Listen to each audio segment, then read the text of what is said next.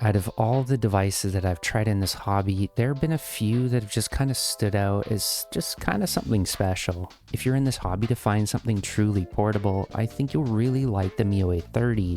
I've had a lot of fun with it in the past few weeks of using it. I want to essentially condense this into a small little review because it's a small little device. So let's turn this on and let me tell you a little bit more about my experience with the 3 weeks of using the Miyoo A30. If you're looking for the perfect portable handheld, is the Miyoo A30 the one for you? Well, it just might be. Let's hop in and take a closer look.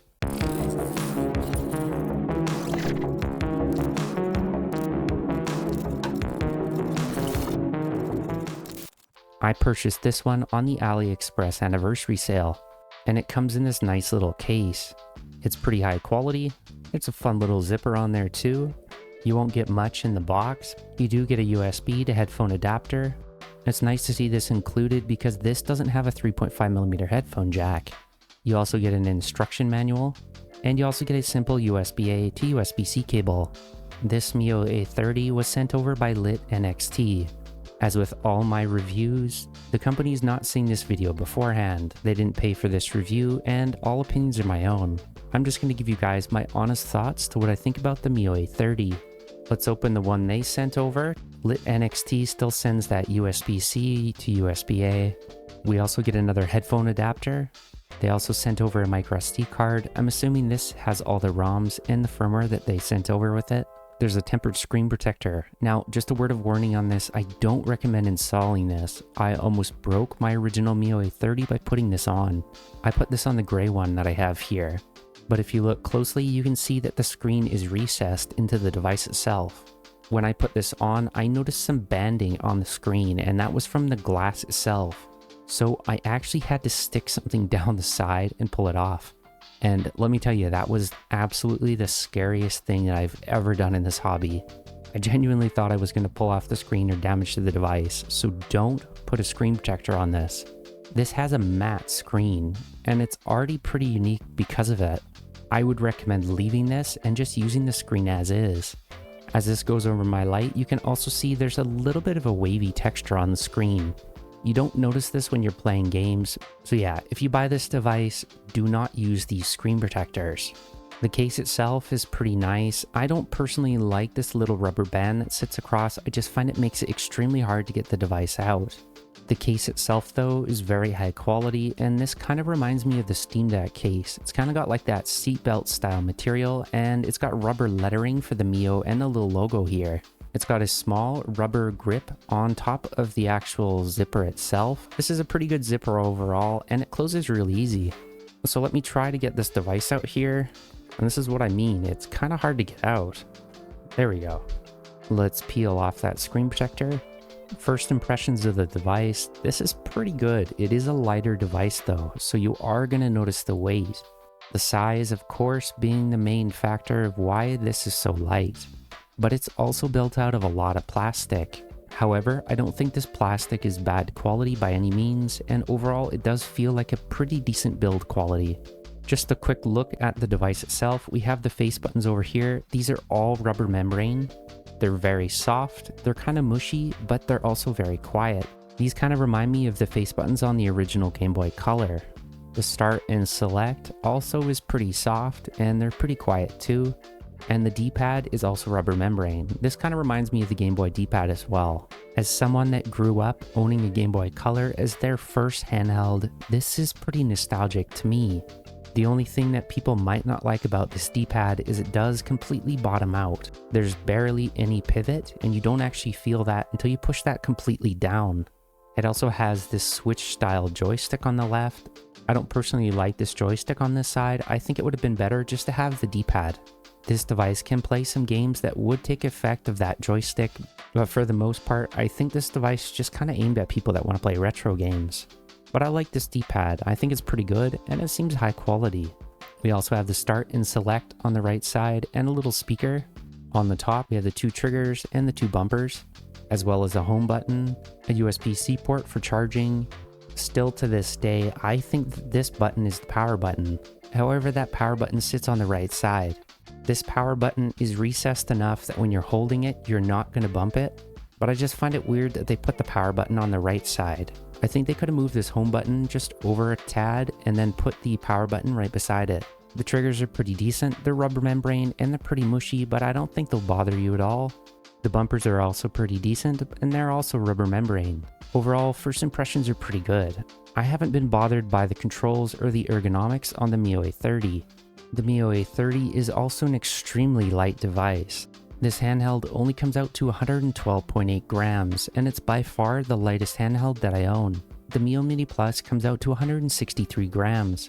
The RG35XX Plus comes out to 188.7 grams. Comparing this to my Game Boy OLED with the batteries in it comes out to 201.5 grams. However, the Game Boy OLED without a battery or game comes out to 141.3. The Anbernic SP comes out to 195.1 grams. The RG Cube comes out to 264, and unfortunately from there, things only get much bigger. The Retroid Pocket 4 Pro comes out to 275.8, the Odin 2 Mini comes out to 324.7 grams, and the biggest ARM device that I own is the original Odin 2. This comes out to 426.1 grams. In terms of what's closest in weight to the Miyoo A30, there really isn't anything. I guess the closest in comparison is probably the Miyoo Mini Plus. As mentioned, that Miyoo Mini Plus comes out to 162.9 grams. I'm sure the original Miyoo Mini is a little smaller, but unfortunately I don't have one. This kind of feels like a wallet in your pocket, whereas the Miyoo A30 just feels like a pack of gum. I actually don't even notice this in my pocket sometimes because it's so light. This is just so much smaller. It's absolutely incredible how tiny this thing is. When I bought this device, I didn't opt for the SD card. I bought this gray one here from AliExpress. Speaking of the price, this comes out to $46 US on the Lit NXT store. You can get this in the Famicom Red, you can get the white, black, or the gray. Personally, I like the white the best between the white and the gray that I have here. I don't personally think that you need the SD card, but it doesn't look like there's any price difference between getting one and not, so I probably would just opt to get one. You can also get an additional 10% off by using my coupon code K at the Lit NXT store.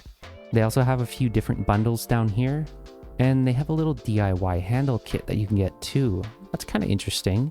Not really sure I would use the grip because I don't find the ergonomics actually that bad. Overall, this device isn't too impressive spec-wise. 512 megabytes of memory, 2600 mAh battery. This has Linux on it. It does have Wi-Fi though, but it only supports a 2.4 GHz band. That screen is pretty decent though, with a resolution of 640 by 480. It's fully laminated. I installed a custom OS on my gray one. This white one has the original StockOS. I think for fun it would be kind of interesting to compare these two just to see what they look like and how quick they start up. So I'm going to press the power button at the exact same time. Let's do a quick startup test on both to see what it looks like.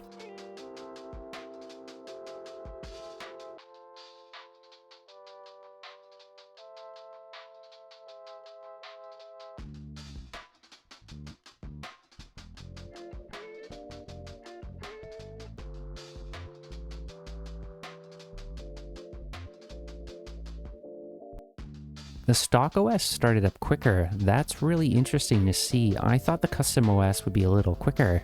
I have a brand name SD card in this one with the latest version of Spruce. This is the StockOS with a generic SD card, so that's pretty interesting to see that this one was a little quicker. With Spruce, you have a simple interface like this. It kind of reminds me of the Analog Pocket. I really like this, and I think it looks like a really good fit for this device. We have the recent games, we have all our favorite games in the next tab, we have the game menu, the apps menu, the settings, and that's about it. In the games menu, it will show you all your different game systems that you have installed. The app menu has things like the USB storage mode, file management. There's Pico games on here you can control and launch directly into RetroArch. You can set the RTC, and then in the settings menu on this, you can control things like the brightness. There's the display customization, so you can adjust things like the luminance, hue, saturation, and contrast. You can also change the language, calibrate the joystick, do a joystick test, remap the buttons, connect to your Wi-Fi, and adjust the volume. You can also turn on and off the background music here. This comes with a couple different custom themes as well. You can also change the CPU overclock here. This can go from the default to 816, 1.2 GHz, or 1.344 GHz. I've just left this on default on mine, and it doesn't really bother me on any game. I just put my device into sleep as needed. There's fixes down here. In the fixes menu, there's an audio fix. You can turn that on or off, and you can also factory reset the device from this menu too. There's also a device info, and that shows you everything about the device. You can also shut down the device from this menu too. The StockOS is pretty similar. We have a recent menu, your favorite game menu, the systems, and that looks pretty similar to the other one as well. You can launch directly into RetroArch from here. There's an app menu here, which has pretty much the same stuff in the other one. In the settings menu, we can do things like adjust the brightness, and since this is the first time that I've started up this one, I'm going to crank that up to 10. We can also control things like the saturation, luminance in the StockOS. I'm going to bump the saturation up to about 13. We still have the same kind of menu, and there's a key test here as well. I'm going to shut the volume off on this, and I'm going to shut the background music off too. You can still overclock the CPU here, or you can just use default like on the other one. I personally think that you could use the stock firmware right out of the box. This is absolutely fine. One of the reasons why I would just load your own games is because this just comes with too many. The Game Boy menu has over 2,000 games. I don't know if this has any duplicates, but I just think this is too many. They're not alphabetized either. Well, these ones are, but at the top it has numbers on the front. Mega Drive has almost 4,000 games. A bigger system like Dreamcast only has 7. This can play Dreamcast, but I personally just wouldn't recommend it. There's just so many games on here. I would recommend using your own microSD card and just moving your own games over. It's going to be pretty hard to go through all these menus to find the game that you're looking for because there's just way too many. The screens on these are pretty good actually. I was surprised to see how colorful and vibrant these actually were. It looks like there's a little bit of a bezel on the stock one. You can probably adjust this in RetroArch to get this fit a little bit better. You have a lot of flexibility with this device. Speaking of the ergonomics, this is pretty comfortable to use as mentioned. I just kind of rested on my middle fingers. My hands just kind of fit like this, and my thumbs just casually rest on the controls. I don't feel the weight almost at all. This is extremely light. In fact, when I'm playing this, I personally find this more comfortable than the Miyoo Mini Plus.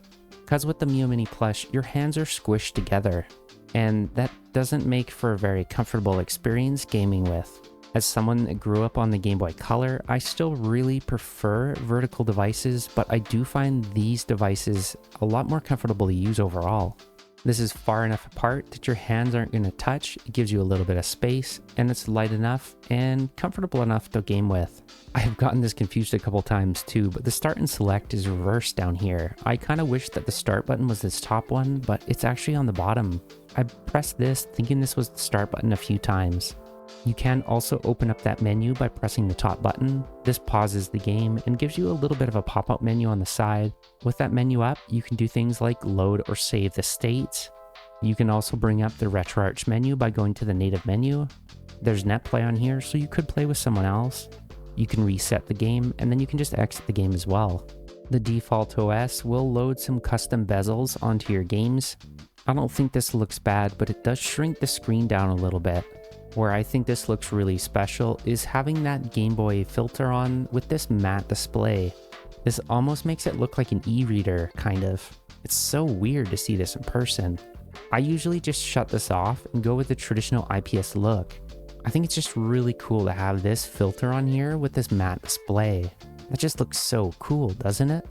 For me anyways, I've mostly been using this for Game Boy and Game Boy Color, but I've also been having a lot of fun with Sega Genesis on this. It's been pretty fun going back and playing some classic games on here. The save states have been working really well too, and it loads and saves pretty quick. This device also passes my D-pad test on MUSHA. Thanks to that classic retro D-pad, my thumb doesn't get sore at all playing this. This is absolutely one of my favorite types of games to play on this device. And I think most of it is due to that retro D-pad. If you want to get this to play some classic Game Boy games, I think you're going to have a lot of fun. I heard some negative things about the Miyoo A30 when I first looked at this device, and that put me off buying it. But I think if you're on the fence, don't be, because I think you're going to have a lot of fun with this thing. I've never had a device that's so easy to pocket as the Miyoo A30. This thing is just absolutely incredible. But before I forget, let me show you what these speakers sound like.